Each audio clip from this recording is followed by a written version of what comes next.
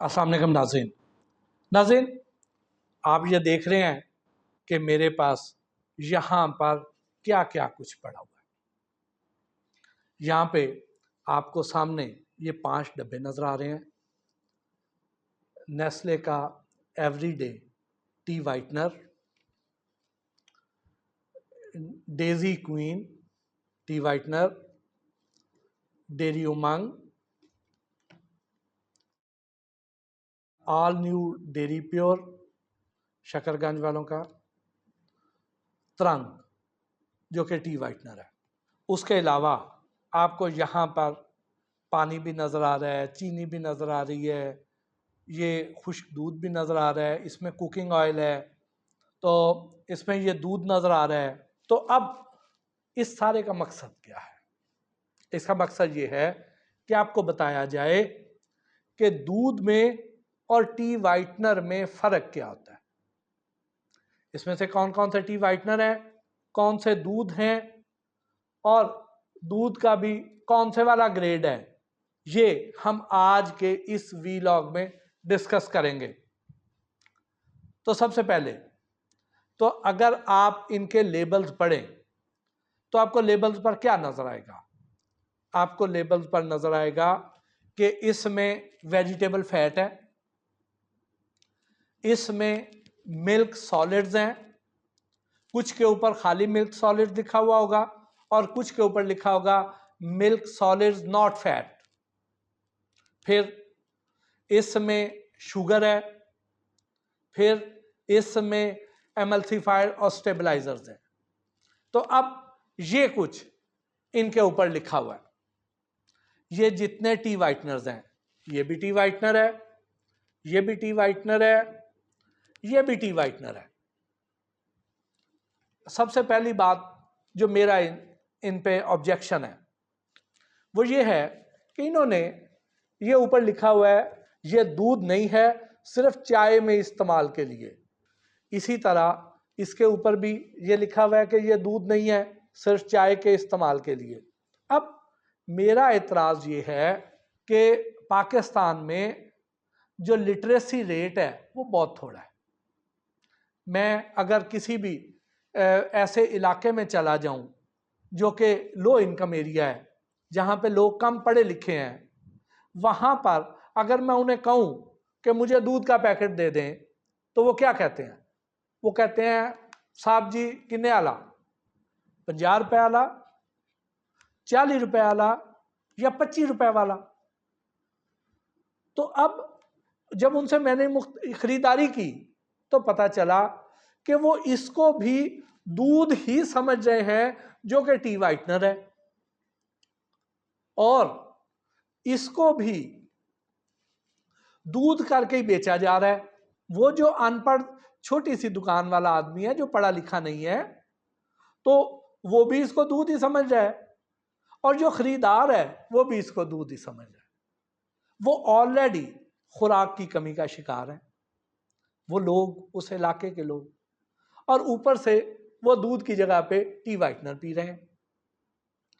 फिर अगर कोई उनमें से पढ़ा लिखा भी है तो वो आपने इतना बारीक और छोटा सा लिख दिया है, और इसको अगर आप थोड़ा बड़ा करें और थोड़ा हाईलाइट करें, ये उसी कलर की बैकग्राउंड के साथ बारीक से फ़ॉन्ट में लिख देना, ये जुल्म है। इसका मतलब ये है कि अब ये देखें कि यहाँ पर भी यही वाइट बैकग्राउंड है और ऊपर बारीक सा लिखा हुआ है छोटा सा। ये शायद इस पूरे सरफेस का 1 या 2% जगह भी ना बने। मेरे तो ख्याल में जो कानून था इसका, जब हमने पंजाब फूड अथॉरिटी के लिए इसके सारे कवानीन बना रहे थे, तो उस वक्त तो ये 15% स्पेस एलोकेट की थी कि 15% स्पेस में लिखा जाना चाहिए। ये तो नहीं था कि वो इतनी थोड़ी सी जगह पे लिख दिया जाए और इतना बारीक फ़ॉन्ट में लिखा जाए। तो इसका मतलब ये है कि क्या ये जो ब्रांड्स हैं ये खुद भी नहीं चाहते कि ये लोग इसको टी वाइटनर समझें और ये दूध के तौर पे ना बिके? यानी ये चाहते हैं कि ये बिकता रहे, इसकी सेल बढ़े, चाहे वो दूध के नाम पे बढ़े चाहे टी वाइटनर के नाम पे बढ़े, बिक जाए। तो अगर तो आपकी सोच और अप्रोच ये है तो प्लीज मेहरबानी कीजिए अपनी सोच बदलें, इस मुल्क के अवाम का ख्याल करें। जहां पे आपके इतने और ब्रांड्स बिक रहे हैं तो इसकी सेल थोड़ी कम भी हो गई तो कोई बात नहीं, लेकिन इसको वाज़े करें टी वाइटनर को। फिर अब आगे आ जाइए, अभी हम इन डब्बों के ऊपर जो लिखा हुआ है अलहदा अलहदा उसको डिस्कस बाद में करेंगे। पहले मैं आपको ज़रा टी वाइटनर बनाना सिखाऊं। जो लोग ये समझते हैं कि यार अच्छा कोई बात नहीं, हमने दूध नहीं पिया तो टी वाइटनर ही पी लिया तो इसमें क्या हो गया, यकीनन इससे आपको शायद नुकसान वो तो ना हो क्योंकि ये मुज़र सेहत तो नहीं है, लेकिन दूध की कमी पूरी नहीं कर सकता। जो अफादियत दूध से हासिल होनी थी वो टी वाइटनर से तो हासिल नहीं होगी। वो कैसे? वो ऐसे कि जी हम आपको टी वाइटनर बनाना सिखाते हैं। ये मेरे पास दूध है, तो अब हम क्या करते हैं कि हम इस बालाई को उतारते हैं एक साइड से ऐसे,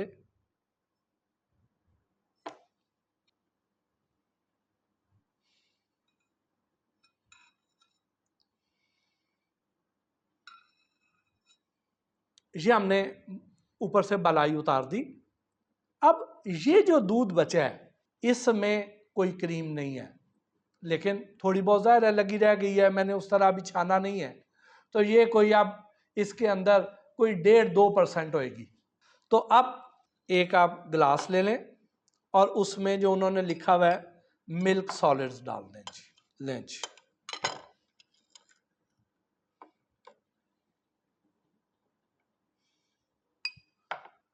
मिल्क सॉलिड डाल दिए। अंदाजे से कर रहा हूँ, थोड़ी सी मिकदार कम ज़्यादा ज़रूर हो सकती है, लेकिन बेसिकली आपका कॉन्सेप्ट क्लियर होना चाहिए कि इसमें होता क्या है। फिर इसमें थोड़ी सी चीनी डाल दीजिए जी, ठीक। फिर इसमें पानी डाल दें,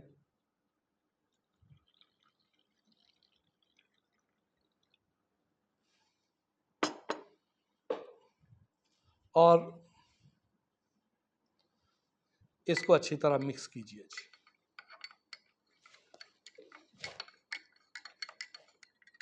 अब मिक्स हो गया। अब इसमें क्या करें, इसमें थोड़ा सा कुकिंग ऑयल डाल दीजिए जी। अब ये कुकिंग ऑयल डाल गया, अब इसको अच्छी तरह मिक्स कीजिए। ये कुकिंग ऑयल क्यों डाला कि आपने देखा है कि इसके ऊपर वेजिटेबल फैट लिखा हुआ है, कुछ ने ये लिखा हुआ है कि हम इसमें हाइड्रोजिनेटेड फैट डालते हैं, आगे ब्रैकेट में पाम लिख दिया है कि यानी पाम ऑयल की जो चिकनाहट है वो डालते हैं, कुछ ने वैसे ही वेजिटेबल फैट लिख दिया है। तो अब बेसिकली ये वही जो पाम ऑयल जिसकी हम मुख्तलिफ वीलॉग में बात भी कर चुके हैं, वही पाम ऑयल इसमें डालते हैं वेजिटेबल सोर्स के तौर पे। दूध के अंदर कुदरती तौर पर क्रीम होती है, बालाई होती है, जैसे ये है जिससे घी मक्खन बनेगा। ये वाली बालाई जो क्रीम है जो टी वाइटनर है उसमें ये नहीं डाली जाती, उसमें कुकिंग ऑयल डाला जाता है, या उसमें इसको वो सॉलिड फॉर्म में हो या लिक्विड फॉर्म में हो, बहरहाल जो नबाताती चिकनाई है, वेजिटेबल फैट है वो डाली जाती है। ये एनिमल फैट है, डेयरी फैट है, ये इसमें नहीं डाली जाती। अब इसको अच्छी तरह मिक्स करेंगे। हम तो यहाँ पे चम्मच से कर रहे हैं, इनके पास बड़े बड़े प्लांट है, बड़ी बड़ी मशीनें हैं, वहाँ पे मिक्स किया जाता है। लेकिन अब आप ये देखें तो यहाँ पर आपको अलहदा ऊपर स्पॉट्स नज़र आएंगे, वो इसके अंदर ये जो हमने ऑयल डाला है ये मिक्स नहीं हो रहा। तो इसको मिक्स करने के लिए फिर एमल्सीफायर डालते हैं। वो जो एमल्सीफायर डालेंगे तो ये जो ऊपर अब अलहदा आपको अलहदा स्पॉट्स नज़र आ रहे हैं वो भी डाल दें तो ये बिल्कुल वही चीज़ तैयार हो जाएगी जो यहाँ पे आपके सामने मौजूद है। और जब स्टेबलाइज़र डाल देंगे तो स्टेबलाइज़र क्या करेगा कि इसमें जो सारे अज्जा हैं उनको एक तो यकसां रखेगा, नीचे बैठने नहीं देगा, और दूसरा वो थिकनिंग एजेंट का काम भी करता है, वो इसको गाढ़ा भी कर देता है। उसमें ऐसा रिएक्शन करेगा, ऐसा काम करेगा कि वो इसके अंदर मिक्स हो जाएगा सारा, तो कहीं पर पकड़ाई नहीं देगा, पता ही नहीं चलेगा आपको। और देखने में तो ये दूध की शक्ल ही है, लेकिन है बेसिकली टी वाइटनर, यानी चाय को सफ़ेद रंग देने के लिए, दूध का रंग देने के लिए। फिर हम आगे आ जाते हैं कि अब ये हमारे सामने डेयरी उमंग है और ये डेयरी प्योर है। ठीक, अब ये दो ब्रांड आ गए। अब वो देख लें इसके लेबल पर कि डेयरी उमंग के नीचे कोई कुछ नहीं लिखा, यहाँ छोटा सा करके उन्होंने लो फैट मिल्क लिख दिया। इसके जो इंग्रेडिएंट्स हैं उसमें भी लिखा है कि low fat milk and stabilisers. तो डेयरी प्योर है, इसमें उन्होंने डेयरी प्योर बचत पैक और नीचे लो फैट मिल्क। ठीक, अब अभी मैं इनके जो साइड पर जो इंग्रेडिएंट्स हैं, जो इसके न्यूट्रिशन फैक्ट्स हैं, उस पर अभी मैं नहीं जा रहा। अभी मैं सिर्फ आपको इतना ही बता रहा हूं क्योंकि फिर मेरा वीलॉग बहुत ज़्यादा लंबा हो जाना। वो ये है कि जैसे ये दूध है, इसके ऊपर से मैंने सारी बालाई उतार ली, बहुत थोड़ी सी बालाई रह गई, तो वो वाला जो दूध है वो लो फैट मिल्क कहलाएगा। इस तरह करके ये लो फैट मिल्क बनता है। बाकी के इसके जो दूसरे जो पहलू हैं जो अभी डिस्कस होने वाले हैं, उसके लिए हम एक अलहदा वीलॉग में करेंगे इंशाल्लाह। इसके साथ ही आज के इस वीलॉग से अपने मेज़बान मोहसिन भट्टी को इजाज़त दीजिए। अल्लाह निगहबान।